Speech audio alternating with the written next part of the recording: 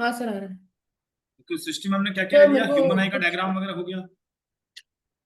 हाँ हाँ, सर मेरे को कुछ तो सारे क्वेश्चंस थे जो पूछने थे, जो होमवर्क आप, कुछ होमवर्क दिया था। हाँ जो आपने होमवर्क दिया था ना टीचमेंट पे, ओके, कौन सा चैप्टर वाला? Life process. लाइफ प्रोसेस वाला। ओके, जो भी बचेगा मुझे लास्ट में बताना मुझे, या तो मुझे ऐसे फोटो भेज देगा, अभी हम फिर ये क्लास नहीं हो पाएगा। ये मुझे करने दो, अगर टाइम बचेगा तो देखेंगे, ठीक है। ठीक है सर। अब ये बताओ, तुम्हें सिस्टम हमने क्या क्या पढ़ा दिया ह्यूमन आई में? ह्यूमन आई के बारे में, और फिर पावर ऑफ अकोमोडेशन उसका वगैरह। फिगर बना के तुम सभी का पर्पस लिख सकते हो ना, किस किस चीज के लिए क्या पर्पस है। मतलब कौन सा फिगर सर? जैसे कॉर्निया का क्या पर्पस है, can you right a statement for that? नहीं नहीं सर, वो नहीं। तो फिर इसका पर्पस तो इंपॉर्टेंट है ना, अगर ह्यूमन आई का एक्सप्लेनेशन आएगा, सबका पर्पस लिखना है ना। उसका हम्म। नहीं बताया? हम्म। नहीं ओके, तो उसका सर। डायग्राम तो तुम बना लोगे ना, हाँ डायग्राम तो बना लूंगा। उसका लेबलिंग कर लोगे। हाँ लेबलिंग हो जाएगा। ओके, तो अब एक एक पॉइंट लिखो, मैं बता रहा हूँ जो, ठीक है। इसके पर्पस है ना, मतलब ठीक सभी जो भी पार्ट्स को हम लेबल ठीक करेंगे उसका एक एक डेफिनेशन होना चाहिए ना कि उसका पर्पस क्या है, ठीक है। जैसे एक तो है इसमें ठीक रेटिना। ठीक। रेटिना क्या होता है या क्या करता है ये? It acts as a screen, जिसपे इमेज बनता है ना। Acts as a screen screen. On which the image is form, ठीक है। इमेज इज फॉर्म, किसी भी ऑब्जेक्ट का इमेज यहीं पे बनता है, ठीक है। देन कम्स क्या, कॉर्निया, ठीक है। कॉर्निया का क्या लिख सकते हैं? सबसे पहले कॉर्निया ही होता है ना बाहर में, ठीक है। तो लिख सकते हो light hmm. Enters. Outer outer part of the light, I where light enters. हाँ, एंटर्स। इसको ये थिन मेम्ब्रेन होता है, through this thin membrane, through thin membrane. Membrane क्या होता है पता है? मतलब एक आउटर लाइनिंग जैसे हो सकता है। मेम्ब्रेन मीन्स फिल्टर टाइप का होता है, ठीक है। जैसे हमें चाय का छन्ना होता है ना, ऐसे ऐसे बहुत सारे लाइंस होते हैं, तो मेम्ब्रेन हम्म। होता है, ठीक है। हर चीज के अंदर नहीं जाएगा, what it wants that only will be passing through it, ठीक है। That's why it is okay. Called as a membrane, एक फिल्टर है एक तरह से, ठीक है। सिलेक्टिव फिल्टर है, जो हम चाहेंगे वही जाएगा, सिलेक्टिव मेम्ब्रेन। कॉर्निया हो गया, और क्या बच गया? ओके, अपने स्पेलिंग डायमीटर, हाँ। Eyeball is approximately spherical in shape and diameter कितना होता है पता है आईबॉल का? नहीं सर। आईबॉल डायमीटर तुम्हारा एनसीईआरटी में है, ये सब तो एमसीक्यूज में आता है। 2.3 सेंटीमीटर, इसको लेकिन याद रखना है, ठीक है, आईबॉल का। हाँ, आई बॉल का दूसरा नाम क्या हो सकता है सर? प्यूपिल? आईबॉल का दूसरा नाम तो ऐसा कुछ है नहीं, बताओ तो, तुम क्या बता रहे हो? नहीं, क्योंकि एनसीईआरटी के टेक्स्ट बुक में जो ह्यूमन आई बॉल है उसमें आई बॉल नहीं दिया है, इसलिए। आईबॉल है, मैं उसी में से पढ़ के बता रहा हूँ तुम्हें, एनसीईआरटी का फर्स्ट पेज में डायग्राम बना है ना ह्यूमन आई का। हाँ। देखो उसमें सेकंड पैराग्राफ जो है, the human I is like a camera, it's lens system forms an image on a light sensitive screen called retina. इसी में देखो एक जगह first second third fourth fifth six seventh line है, द आई बॉल इज, हाँ हाँ sir, मिल गया। ठीक है। तो पूरा पूरा जो आई है हमारा, उसको आई बॉल ही कहते हैं ना, अगर निकालेंगे पूरा बॉल स्फेरिकल इन शेप भी याद रखना, फिल इन द ब्लैंक्स में आता है, ठीक है। और उसका डायमीटर कितना लिखा है देखो, 2.3 सेंटीमीटर लिखा है ना, 2.3 सेंटीमीटर। ठीक है। ये समझ में आ गया? ओके, हाँ। रेटिना का काम हम्म। हो गया।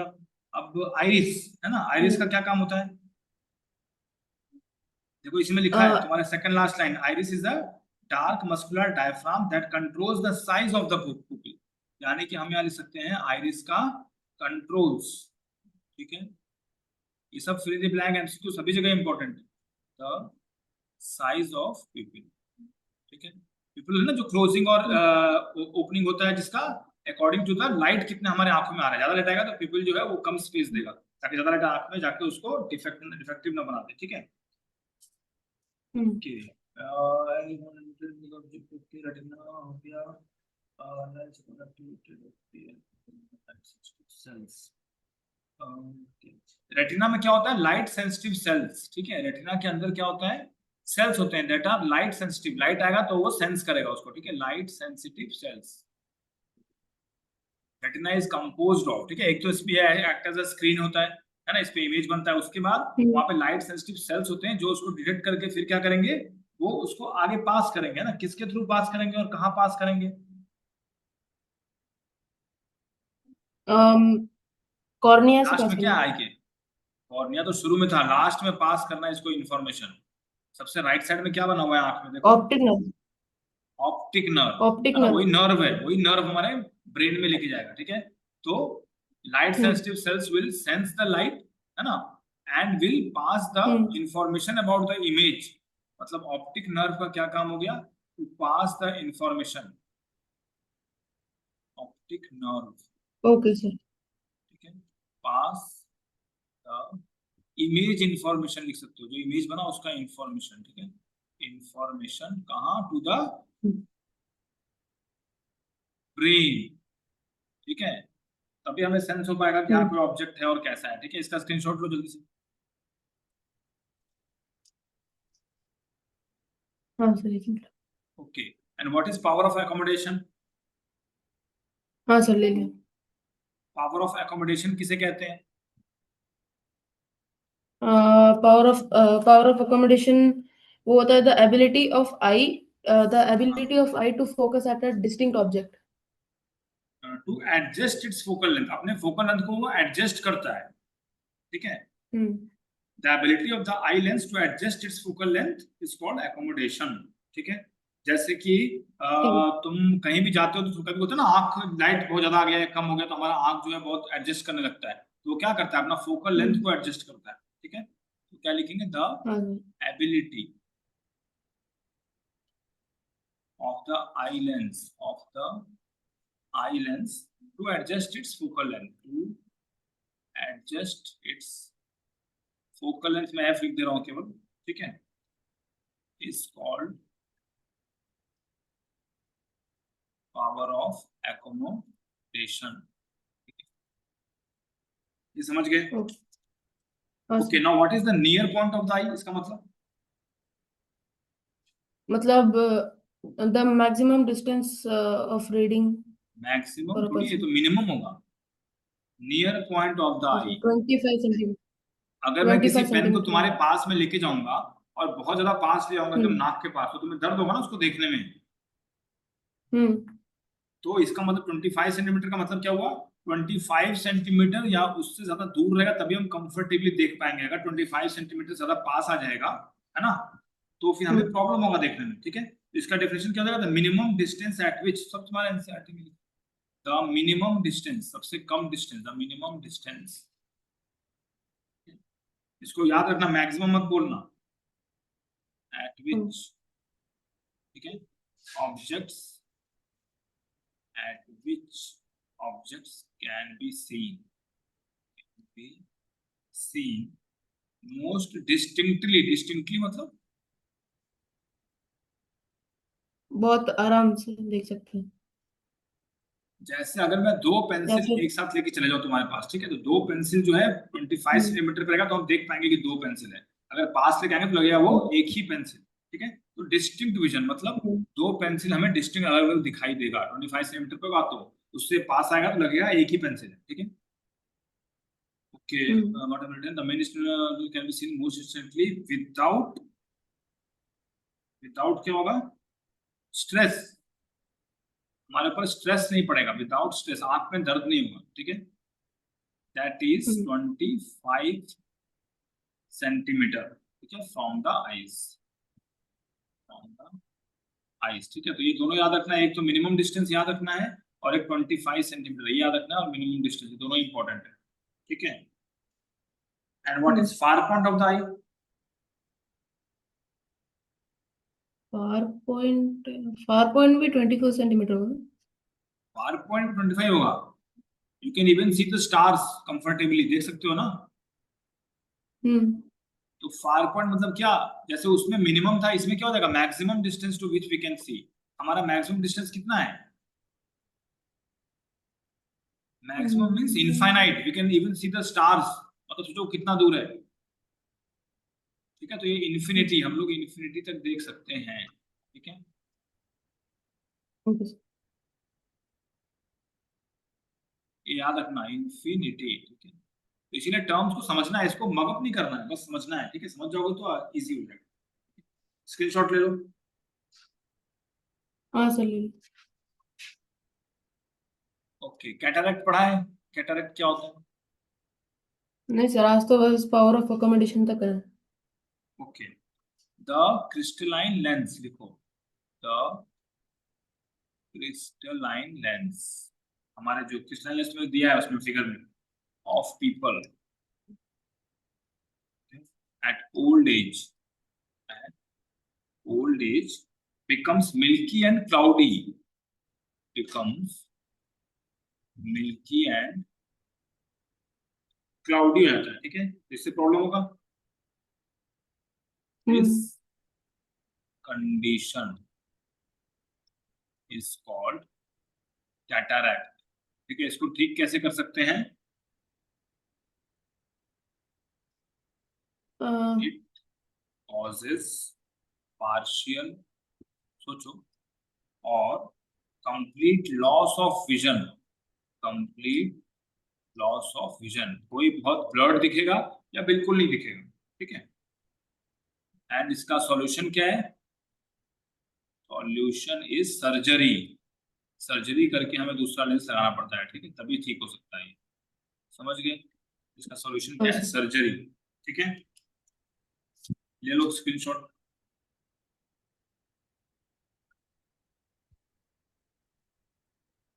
हाँ सर, नहीं। इफेक्ट्स ऑफ विजन पढ़ाया था सिस्टम में हमने, नहीं नहीं, आज बस पावर ऑफ अकोमोडेशन तक ही कंप्लीट किया। ठीक है। ये इफेक्ट्स ऑफ विजन क्या क्या है? एक तो है myopia. Myopia, hypermetropia, presbyopia. Okay, तो मायोपिया को और हम क्या बोलते हैं? Near sightedness. What does that mean? A person can see far object distinctly, but near object उल्टा he बोल रहे हो cannot तुम। see. A person can see near object, near by जो भी होगा उसको देख पाएगा, ठीक है। तुम जिस सीधा उल्टा बता रहे हो, तो सब चीज का उल्टा ही क्यों बोलना है? मायोपिया मींस नियर साइटेडनेस, इतना याद रखो। और नियर साइटेडनेस का मतलब नियर वाला साइट में है, मींस नियर वाला हम देख सकते हैं क्लियर। नियर साइटेडनेस अगर वर्ड याद है तो नियर इज इन साइट, मतलब जो पास में उसको हम क्लियरली देख सकते हैं, और फार चीजों को देखने में मुश्किल होगा, ठीक है। वैसे हाइपरमेट्रोपिया क्या हो गया? फार साइटेडनेस मींस फार वाला इजीली दिखाई दे रहा है, ठीक है। लॉजिकली सोचो, ठीक है। देन कम्स, जो बोला ना, प्रेस, Presbyopia. प्रेस बायोपिया, ये क्या है? It is a condition where, at old age where people due can't, to old people cannot ageing, see. ठीक है। इसमें क्या होता है? इसमें एग्जैक्टली exactly नहीं पता सर क्या होता है, मतलब ओल्ड एज पीपल देख नहीं पाते थे clearly. Difficult in seeing near by objects, ज्यादातर क्या होता है, नियर बाई चीजें ठीक नहीं दिखती हैं, इसीलिए ये फिल इन द ब्लैंक्स में आता भी है। नियर बाई ऑब्जेक्ट्स देखने में ज्यादा डिफिकल्टी है, कभी कभी रेयर केसेस में फार में भी प्रॉब्लम होता है, लेकिन ज्यादा इंपॉर्टेंट क्या है? Difficult in seeing near by objects, ठीक है, इसको याद रखना है। ओके। मोस्टली, ठीक। Difficult in seeing near by objects है ना, mostly, most of the times यही प्रॉब्लम आता है, ठीक है। इसको कैसे ठीक करेंगे? ड्यू टू क्या हुआ? एजिंग, है ना। कैसे ठीक करेंगे बाय इसको? Wearing glasses of particular lens. Okay, तो किस टाइप के ग्लासेस होते हैं बताएं? Convex, concave. जैसे इसमें बाई फोकल लेंस कब यूज करेंगे? By focal lens, by focal bifocal. Means जिसमें कॉन्वेक्स और कॉनकेव दोनों है ना। तो ये कब यूज करते हैं हम लोग? जब दोनों प्रॉब्लम है, दूर का भी नहीं दिख रहा और पास का भी नहीं दिख रहा, है ना। इस तो लॉजिकल है that when a person using a bifocal lens, by which problem he may be suffering from myopia या hypermetropia या presbyopia, तो सिंपल है, presbyopia, है ना। ओके ठीक सर। है, समझ में आया? इसमें कॉन्केव और कॉन्वेक्स दोनों रहेगा, ठीक है। ओके, और ओके। इसका मेन सर्जरी से भी ये ठीक हो सकता है, मैक्सिमम ज्यादातर सर्जरी से ही ठीक करते हैं इसको, ठीक है। सर्जरी इसका ठीक। सॉल्यूशन है, ठीक है, ज्यादा प्रॉब्लम होता है तो। ओके, इसका एक ले लो जल्दी से स्क्रीनशॉट,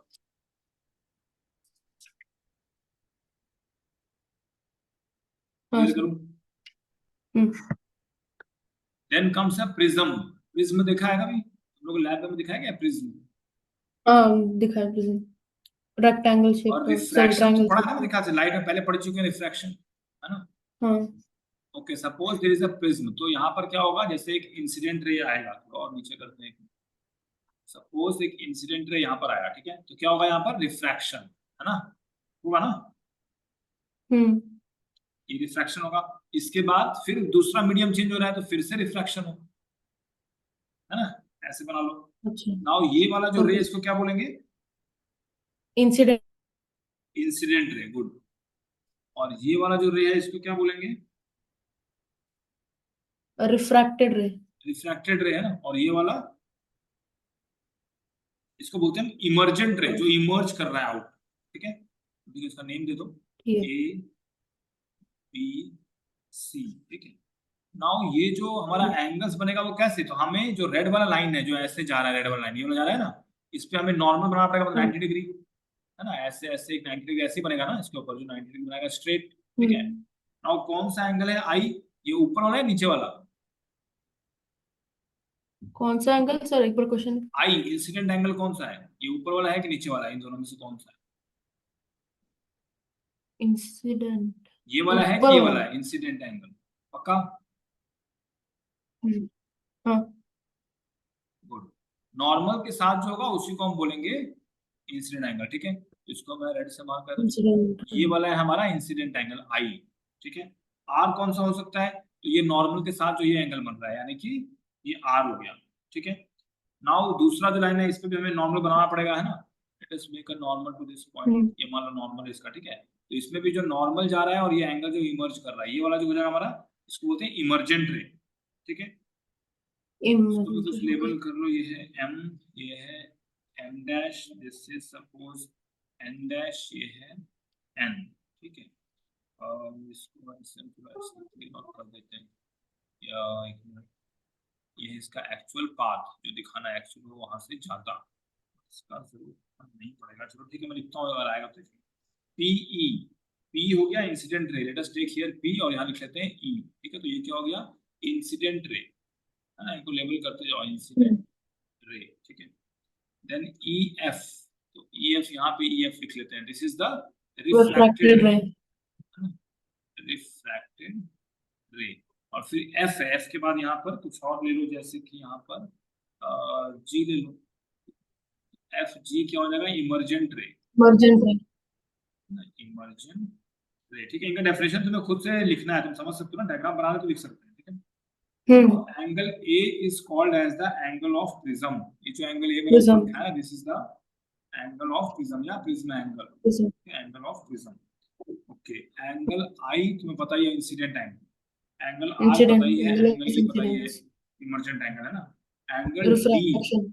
एंगल डी एक आता है, ठीक है, तो डी के लिए क्या करना पड़ेगा, जो लाइन हमारा एक्चुअल पाथ बनाता है ऐसे जाता, है ना, और ये वाला भी हम्म। ऐसे जाता, मान लो ये वाला लाइन को ऐसे स्ट्रेट बना दो, ठीक है। ये जो लाइन बन रहा है इसमें जो एंगल एंगल ऑफ ये बन रहा है ये वाला, this is called as the angle of deviation. Deviation, क्योंकि इतना एंगल डेविएट हो रहा है ना अपने पाथ से, इतना डेविएट हो गया, हट गया, है ना, that's why it is called as hmm. Angle of deviation. तो ये सब तुम्हारा एमसीक्यू में भी आ सकता है, डायग्राम देके या तुम्हें बनाने के लिए भी आ सकता है, ठीक है, show the angle of deviation, emergent रे, इस टाइप से एंगल ऑफ डेविएशन, इन सबका डेफिनेशन खुद से पढ़ डेविएशन। लेना, कुछ डाउट हो तो पूछना, ठीक है।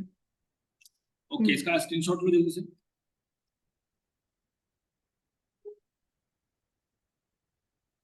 हाँ सर, लीजिए। देन कम्स डिस्पर्शन, डिस्पर्शन पढ़ा है ऑफ व्हाइट लाइट, ठीक है, by a glass prism, by a glass prism या प्रिज्म बोलेगा तब भी अंडरस्टूड है कि ग्लास प्रिज्म ही है, ठीक है। Now let us take a prism hmm. Again, ये मान लो कि बिल्कुल स्ट्रेट स्केल से बनाना, मैं ऐसे बना रहा हूँ। सपोज एक व्हाइट लाइट यहाँ पर आ रहा है, ठीक है, इसको किसी और कलर से कर देते हैं।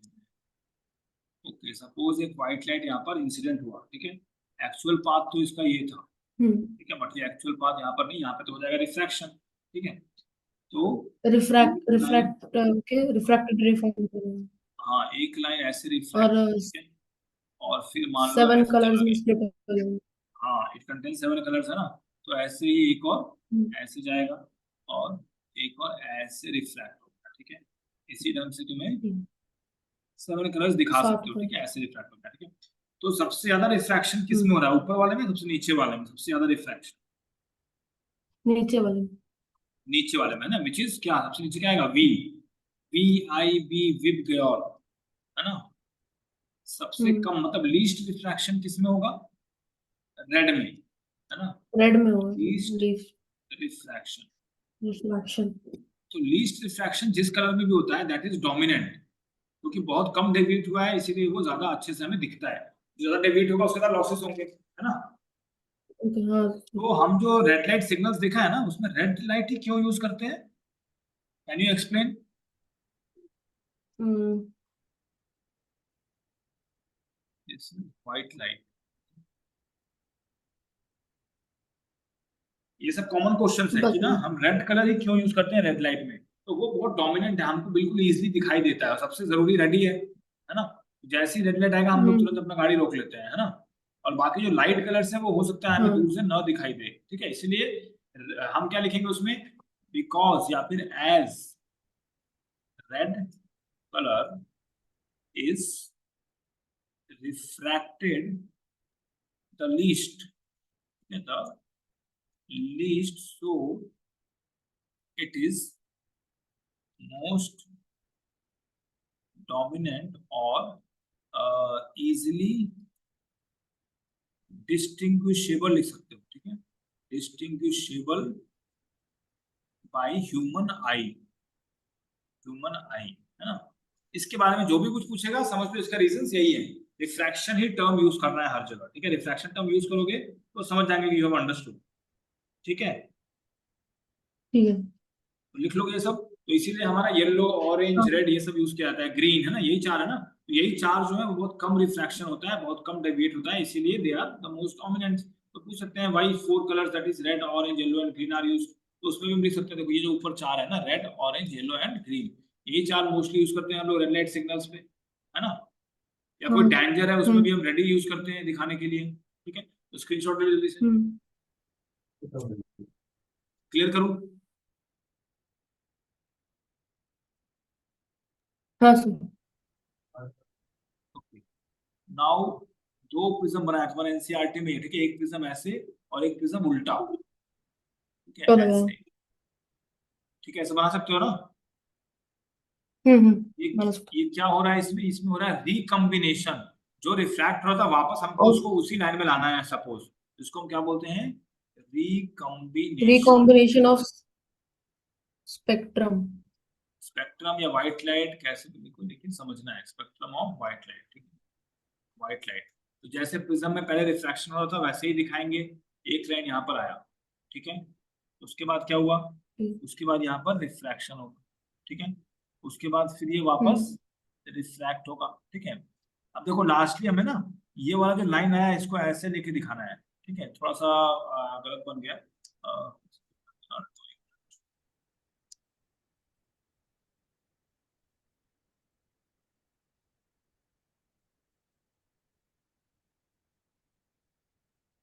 तुम अच्छे से बनाना है तो मैं अभी जल्दी बना दे रहा हूँ। सपोज यहाँ पर एक प्रिज्म है, ठीक है, और यहाँ से एक तुम्हारा लाइन आ रहा है, ठीक है, तो ये समझ लो कि ये जो लाइन है ना ये ऐसा ही निकलना चाहिए वापस बाहर, ठीक है। अब इसके बाद बनाते हैं, इसके बाद ऐसे, है ना, और फिर ऐसे एक लेके चले जाओ और एक ऐसे लेके चले जाओ, अब इस लाइन को ऐसे ले, है ना।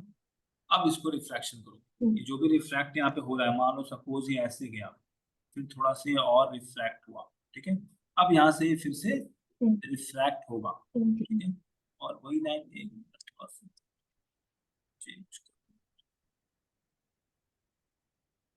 जो लाइन है ये ऐसे जा रहा है ना, तो ये जो लाइन था पहले वाला हमारा, ये जो लाइन था ऑलमोस्ट उसी डायरेक्शन में ये लाइन हमारा फिर से रिकम्बाइन हो जाए, मतलब कि सेम पाथ फॉलो करें, ठीक है। ये हम कैसे कर सकते हैं, दो प्रिज्म यूज करके, तो यू कैन बी आस्क्ड कि दो प्रिज्म यूज करके हम लोग रिकम्बिनेशन कैसे कर सकते हैं, शो इट, है ना, इसमें तो ऐसे दिखाना पड़ेगा, ठीक है। तो इसमें एक ही लाइन में बनाएंगे, बाकी कलर्स में बनाएंगे, वो एनसीईआरटी में है, जैसे मान लो ऐसे आया है ना, फिर उसका रिफ्रैक्शन दिखाओ, फिर उसका ऐसे दिखाओ, है ना, और यहाँ से जो लाइन जा रहा है जैसे जैसे ये बन रहा है लास्ट में वैसे वैसे ही फिर से वापस निकल के ये रिकम्बाइन होके सब सिंगल में चले जाएगा, ठीक है, मतलब अगेन व्हाइट लाइट हमारा बिल्कुल प्रोड्यूस हो जाएगा, ठीक है, इन द हाँ सर। Following same path. ये जो प्रिज्म होता है वो ट्रायंगल करके ट्रायंगल होता है ना। हाँ, तो जब ट्रायंगुलर नहीं, बहुत टाइप के होते जब हैं, हम पर तुम्हें ट्रायंगुलर वाला ही दिखा है। जब हम लोग सीधा रखते हैं तो वो आराम से खड़ा हो सकता है, लेकिन जब हम उल्टा रखेंगे तो फिर उसको कैसे करेंगे? वो तो तुम्हारे पास एक्सपेरिमेंट है, लैब है, वहां बहुत सारे होल्डर होते हैं, वो थोड़ी हमें घर में करना है। बहुत सारे होल्डर्स आते हैं ना नहीं, लैब अब में, वो, जाते हो देखते हो कितने स्टैंड रहते हैं। हाँ, वो होल्डर का भी तो शैडो पड़ता होगा ना प्रिज्म में, तो उसमें व्हाइट लाइट कैसे डिवाइड हो जाएगा? उससे कोई फर्क नहीं, जैसे तुम्हारा ये प्रिज्म है, ठीक है, और मान लो एक और प्रिज्म हमने ऐसे रख दिया, ठीक है, बस इसको ऐसे तुम कहीं भी प्लेस कर दो, हो गया। उसमें शैडो तुम हाथ से पकड़ने की जरूरत नहीं है, उसको कहीं भी स्टेबल करके रख दो, उसमें क्या है। अच्छा, ठीक। ठीक है, तो इसमें हम ऐसे ही हाँ। इसको प्रोड्यूस कर सकते हैं। तुम्हारे बुक में कहीं ऐसा कुछ क्वेश्चन होगा तो मुझे भेजना, फिर मुझे देखना पड़ेगा एक बार, शैडो वैडो का कुछ ऐसा कोई क्वेश्चन है क्या इस टाइप का? नहीं, नहीं। नहीं है ना, तो फिर कंफ्यूज मत हो, बीच में हम्म। तो बताओ, उतने बताओ, टाइम बहुत कम है, ठीक है। तो ये हमारा हम्म। रिकॉम्बिनेशन हो गया, मान लो ऐसे आएगा तो लास्ट में ऐसे ही जाना चाहिए, ठीक है, यहीं पे कंबाइन होना चाहिए, तो तुम इस टाइप से दिखा सकते हो, इतना काफी है, ठीक है। ओके। ठीक है। हाँ, रेन ड्रॉप्स वाला, इसको स्क्रीनशॉट ले लो, मैं इसको हटाता हूँ। ले लिया सर। देन कम्स वो देखा ना रेनबो। हम्म। तो रेनबो में कैसे होता है, ठीक है, या फिर रेन ड्रॉप कैसे काम करता है, रेनबो में कैसे बनता है पता है? Due to refraction only. हाँ, जब बारिश और धूप एक साथ आते हैं तो हाँ, धूप मतलब सनलाइट लाइट, सन है ना, लाइट आता है। हम्म। तो ये जो एक सर्कल बना, ये क्या actually, this is a rain drop, है ना, एक एक रेन ड्रॉप एक प्रिज्म की तरह काम करता है, हमने प्रिज्म पढ़ा ना। तो रेन ड्रॉप एक्टिंग एज, देख हम्म। सकते हो, प्रिज्म, तो ये रिफ्लेक्शन होगा यहाँ पे, है ना, acting as a prism. Prism, ठीक है। तो सपोज यहाँ से हम्म। तुम्हारा सनलाइट आ रहा है, ठीक है, और यहाँ पे रेन ड्रॉप भी होना चाहिए, ठीक है, तो अब यहाँ पे रिफ्लेक्शन होगा, है ना, सपोज ये थोड़ा सा टिल्ट हो गया, ठीक है। नाउ यहाँ से इंटरनल नीचे। रिफ्लेक्शन भी होता है, इसी में से एक और क्या हो गया, reflection, A part is reflected and A part is reflected, A part अच्छा। इज रिफ्रैक्टेड, कुछ तो पास हो जाएगा और कुछ रिफ्लेक्ट भी होगा, part is refracted and a part is reflected. Reflected, ठीक है। तो ये जो फिनोमेना है इसको बोलते हैं इंटरनल रिफ्लेक्शन, ठीक है, इंटरनल रिफ्लेक्शन, क्योंकि अंदर में हो रहा है ना, इंटरनल हम्म। रिफ्लेक्शन भी इसको बुलाता है। Rain you drop can be के अंदर आस्क्ड हो कि रहा एक्सप्लेन इंटरनल रिफ्लेक्शन क्या होता है ना, ऐसे दिखाना पड़ेगा, ठीक है। नाउ अगेन यहाँ पर ये वापस रिफ्रैक्ट होगा, तो अब यहाँ पे जो व्हाइट लाइट है अलग अलग कलर्स में ऐसे रिफ्रैक्ट हो जाएगा इन स्प्लिट हो सेवन जाएगा। कलर्स, ठीक है, तो ऐसे हम्म। दिखा सकते हो, ठीक है, और यहाँ पे एरो बना के, है ना, विप ग्योर भी लिख सकते हो, उससे कोई प्रॉब्लम नहीं है। जो सबसे कम रिफ्रैक्ट होगा वो क्या होगा, रेड। वॉयलेट होगा कि रेड होगा, रेड होगा, है ना, रेड, रेड। गुड, ठीक है। हम्म। तो ठीक है, देखता हूँ मैं एनसीईआरटी में क्या क्या लिखा था, water droplets act like small prism, they refract and disperse the incident sunlight, मतलब यहाँ पे क्या फेनोमेना हुआ, डिस्पर्शन, अभी मैंने पढ़ा ना इसके पहले। You can be hmm. Asked कि which phenomena is occurring in rainbow formation, तो डिस्पर्शन वर्ड याद रखना, ठीक है, जैसे प्रिज्म में डिस्पर्शन दिखाया, स्कैटरिंग, है ना, into different hmm. Constituent parts या different colours is called as dispersion, है ना। ठीक। डिस्पर्शन में क्या लिखोगे definition, what is dispersion? When white light enter into the raindrop, and then it is spread into rain drop different नहीं, colors. कोई भी रिफ्रैक्टिंग सरफेस, है ना, Refracting और surface, and ब्रैकेट it में is लाइक अ प्रिज्म और rain drop लिख सकते हो, ठीक है। Then hmm. It is then split क्या होता into है, seven colors. That is Vibgyor. हाँ, you can write it as splitting of white light into 7 different colours, है ना, while passing Hmm. through a refracting surface like prism और rain drop, ठीक है। Raindrop. Example लिख सकते जी। हो रेनबो फॉर्मेशन, ठीक है। ओके, इसका Hmm. स्क्रीनशॉट ले लो।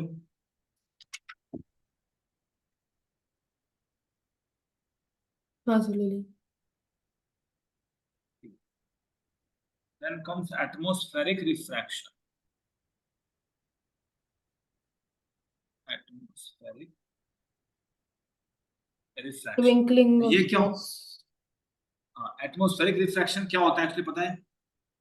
ट्विंकलिंग क्यों होता है, Hmm. ट्विंकलिंग क्यों लगता है हमें, is it really twinkling?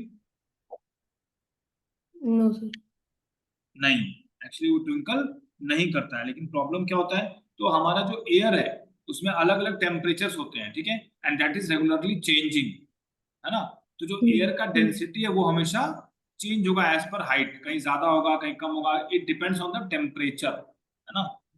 Air हाँ। जो है, एयर का इट इज डेंसर और नॉट, ठीक है, डेंसर और not depends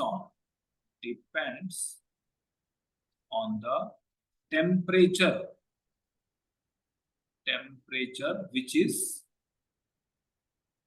which is regularly changing, ठीक है, इतना समझ में आया। Air is denser or not depends on temperature which is regularly changing. So एक और एक बार हॉटर समझ। एयर जो है, बताता हूँ, इज लाइटर, जो गर्म होगा वो ज्यादा लाइट रहेगा। जो एयर डेंसिटी होता है ना, जैसे कहीं पे हवा, कहीं पे बहुत ज्यादा ड्रॉप्स हैं, कहीं बहुत ज्यादा हवा है, कहीं पे बहुत दूर दूर में एयर है फैला हुआ, मतलब इंटर एटॉमिक स्पेसेस यहाँ बहुत ज्यादा है, इन दोनों के बीच में गैप ज्यादा है, यहाँ पे गैप्स बहुत कम है, ठीक है। हम्म।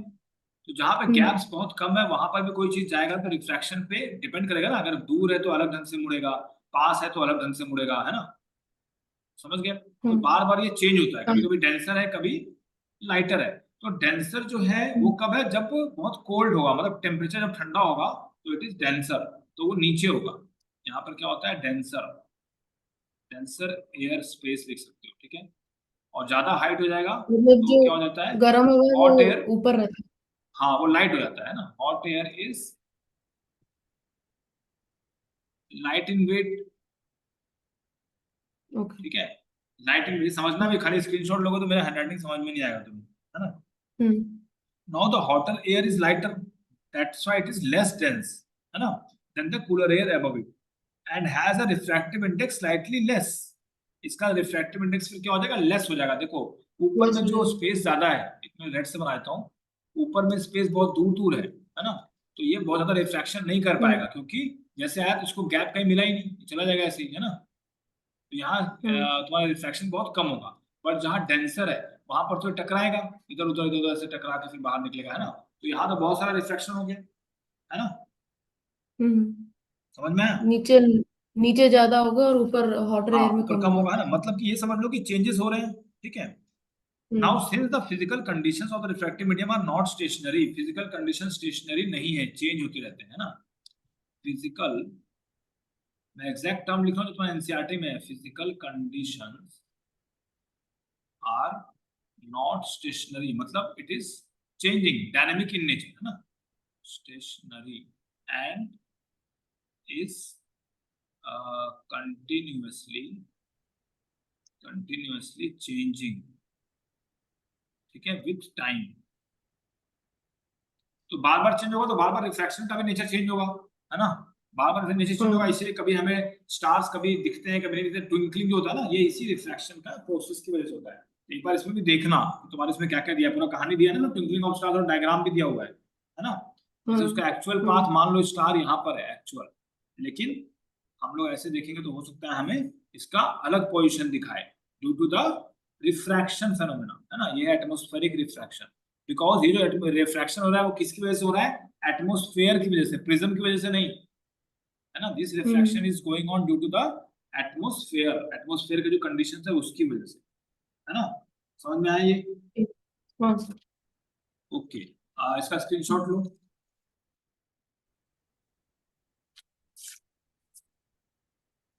हाँ सर। तुम्हें डायग्राम बना लोगे माइपिया हाइपरमेट्रोपिया ये सब का डायग्राम बन जाएगा तुमसे। हाँ डायग्राम तो बन जाएगा। ओके, मायोपिया जो होता है, मायोपिया उसमें हमारा इमेज कहाँ बनता है, पहले बन जाता है या बाद में बनता है रेटिना के। मायोपिया में यहाँ पे बनेगा इमेज या यहाँ बनेगा। हमारा बीच में बनेगा। बीच में बनेगा, ये देख के बोल रहे हो खुद से बता रहे हो। नहीं देख के, ये तो देख के बोला। हाँ तो देख के नहीं बोलना है मुझे, कि बुक खोल के नहीं रखना है, ये याद रखना है, ठीक हम्म। है। मायोपिया जो रहेगा वो पहले बन जाएगा ना, तो ये याद रखना है। इसका तब डायग्राम तभी तो बना पाओगे, आज बनाना है इसका डायग्राम बना के मुझे दिखाना, मायोपिया, ठीक है। हाँ। और यहाँ पे हमारा जो आंख के अंदर लेंस होता है दैट इज कॉनकेव और कॉन्वेक्स। जो हमारा नेचुरल हाँ, लेंस है हमारे आंख के अंदर, वो कौन सा लेंस होता है, वो कॉन्वेक्स का होता है। कॉन्वेक्स, ठीक है, याद रखना, मैं ब्लैक से हम्म। लिखता हूँ। ये सब आता है फिल इन द ब्लैंक्स में, ठीक है। हमारा जो लेंस है that is acting as a convex lens. Convex मतलब कन्वर्जिंग की डाइवर्जिंग? Convex lens converging. हाँ, कन्वर्जिंग है ना, कन्वर्जिंग हम्म या फिर कॉन्वेक्स लेंस, ठीक है। अब हमारा कोई मान लो ऑब्जेक्ट है, वो यहाँ से ऐसे आया, ठीक है, फिर यहाँ से हम्म ऐसे आया, ठीक है। तो इसके बाद क्या होता है, ये कन्वर्ज होगा। तो ये कन्वर्ज ऐसे जब हो रहा है तो यहीं पे इमेज बन जा रहा है, बट इमेज कहाँ बनना चाहिए? रेटिना पे थोड़ा पीछे और। रेटिना पे, यानी यहाँ बनना चाहिए, है ना। बट यहाँ इतना हम्म डिस्टेंस है, नहीं बन पा रहा है ना। तो इसको ठीक करने के लिए हम कौन सा लेंस यूज करते हैं? Concave lens. Concave, that is also known as diverging lens, है ना। उससे क्या फायदा होगा? डाइवर्जिंग तो लेंस। हमारा जो ये आई है मान लो, ठीक है, ऐसा तो नहीं होता है, फिर भी मान लो ऐसे, तो यहाँ पे हमारा कॉन्वेक्स है, ठीक है। अब मान लो हमारा फिर से यहाँ पे, तो हमने यहाँ पे अभी क्या मतलब किया है, अगर हमको कॉनकेव लेंस लगा दिया। बोलो लेंस बोलो। के सामने ही कॉनकेव लेंस लगाना। हाँ, हम लोग जो लेंस लगाते हैं, आँख के सामने चश्मा है ना, तो एक तो आँख के हम्म अंदर चश्मा, हमारा एक कॉन्वेक्स लेंस तो ऑलरेडी है। अब क्या करेंगे, तो हम हम्म चाहेंगे थोड़ा देर से बने, तब तो हमारा रेटिना पे आएगा ना, तो थोड़ा देर से बने, उसके लिए हम्म क्या करना पड़ेगा, इसको थोड़ा सा हम डाइवर्ज कर देंगे, थोड़ा ज्यादा डाइवर्ज हो जाएगा। यहाँ से भी जो आ रहा है लाइट ऐसे, इसको थोड़ा डाइवर्ज कर देंगे, थोड़ा दूर चला गया, तो इसको टाइम लगेगा कन्वर्ज होकर वापस आने में, है ना। समझे? पहले बहुत जल्दी हाँ कन्वर्ज हो सर। गया था यहाँ पर। अब क्या है, हमने डाइवर्जिंग लेंस यूज किया। तो डाइवर्जिंग लेंस यूज करके क्या किया हमने, थोड़ा फैला दिया। अगर फैला दिया तो अब उसको कन्वर्ज होने में थोड़ा टाइम लग जाएगा ना, और हम चाहते हैं थोड़ा टाइम हम्म लगे, ताकि ये थोड़ा लेट होके रेटिना पर इसका इमेज बने, है ना। तो यहाँ पर वही इसीलिए हाँ। ऐसे बन गया। तो इसका डायग्राम सब बनाना है। This is what concave lens, ठीक है, ये बहुत इंपॉर्टेंट ओके है। ठीक है, कॉनकेव लेंस इज हाँ also known as diverging lens, diverging. ठीक है। ऐसे ही हाइपरमेट्रोपी में क्या होगा, इसका उल्टा, है ना। Hyper hypermetropia metro. मतलब क्या? फार साइटेडनेस की नियर साइटेडनेस? फार से फार साइटेडनेस। फार साइटेडनेस मतलब क्या, क्या दिखेगा, दूर का या पास का? दूर का नहीं दिखेगा, पास का दिख जाएगा। फिर उल्टा बोल रहे हो तुम, जो लिखा है फार वो साइड। दिखेगा। फार साइटेडनेस मतलब फार फार का दिखेगा, पास का नहीं दिखेगा। क्या अच्छा डाउट क्यों है ठीक इसमें? जो लिखा है वो दिखेगा, बस मैंने पहले भी कहा था। अगर नियर साइटेडनेस है मींस नियर वाला साइड में है, फार साइटेडनेस मींस फार वाला साइड में है, मींस फार वाला दिखेगा, it is in our sight, पास वाला नहीं दिखेगा, है ना। ऐसे सोच के याद रखना, ठीक है, इसको भूलना नहीं है, बार बार तो भूल जाते। हाइपरमेट्रोपिया में क्या हो जाएगा, तो यहाँ पर भी हमारा आई बॉल वगैरह ऐसे ही रहेगा। इसमें हमारा कहाँ बनेगा, पीछे, ठीक है, ऐसे आ रहा है मान हाँ। लो। तो ये बहुत देर में इसका कन्वर्ज हो पा रहा है, तो इसीलिए हम यहाँ पे क्या यूज करेंगे, कॉन्वेक्स लेंस, ताकि जल्दी कन्वर्ज हो जाए, है ना। उसी का उल्टा है सब इसमें, ठीक है। थोड़ा सा इसको दूर बनाता हूँ। हाँ, यहाँ पर हम कॉन्वेक्स लेंस यूज करेंगे, ठीक है। तो यहाँ पे आया तो कन्वर्ज हो गया, फिर यहाँ पे कन्वर्ज होकर यहाँ बन जाएगा। यहाँ भी आया तो ये कन्वर्ज होकर फिर से यहाँ पर ऐसे बन जाएगा, ठीक है। तो ये हो गया कौन सा, हाइपरमेट्रोपिया, ठीक है। इन सबका डायग्राम बना के मुझे हाइपरमेट्रो। भेजना व्हाट्सएप करके, ठीक है। इसका जो जो है फिर ठीक। मैं इसे पूछूंगा क्वेश्चन। और हाँ, तुम्हें क्या इशू आ रहा था, कौन सा क्वेश्चन में दिक्कत हो रहा था तुम्हें? एसिड बेस एंड साल्ट्स का था, किसका था? Life processes. लाइफ प्रोसेस का। कब दिया था मैंने, सबसे पहला कौन सा दिया था मैंने? वो थोड़ा हार्ड था। नहीं सर, एक्चुअली वो पहला वाला चैप्टर का मेरे को कैसे स्टार्ट करते हैं वो समझ नहीं आया था, तो आज थोड़ा ट्राई किया तो उसका मैंने लाइफ चैप्टर प्रोसेसेस पढ़ाया कि को। नहीं, लाइफ प्रोसेस का मैंने चैप्टर लिया है कि नहीं, लाइफ प्रोसेस का या सिस्टम नहीं ने? नहीं नहीं नहीं नहीं लिया लिया है? सर। तो फिर वो नहीं। पढ़ने के बाद ही होगा, फिर तो कोई दिक्कत नहीं है। जब क्लास ले लेंगे उसके बाद उसको अटेंड करना फिर, है ना। ठीक है। ये क्लास खत्म हुआ है तब मैं इस पे दूंगा, है ना। अभी तो गलत होगा तो कोई दिक्कत नहीं, जब क्लास ही नहीं लिया तो कहाँ से होगा, है ना। चलो ओके, इसमें डायग्राम बना के व्हाट्सअप करो। Okay sir. ओके।